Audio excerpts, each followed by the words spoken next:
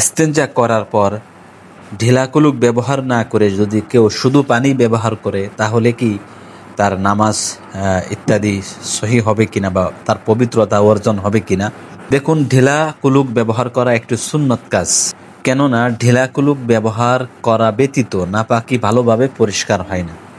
এই জন্য যথাসম্ভব ঢিলা কুলুক ব্যবহার করবে, এরপরে পানি ব্যবহার করবে। আর যদি কোনো কারণে কোনো এলাকায় কোনো জায়গায় ঢিলা কুলুক না থাকে বা টয়লেট পেপারের ব্যবস্থা না থাকে, শুধু পানি ব্যবহার করারই সুযোগ থাকে, তাহলে শুধু পানি ব্যবহার করলেও পবিত্রতা অর্জন হবে।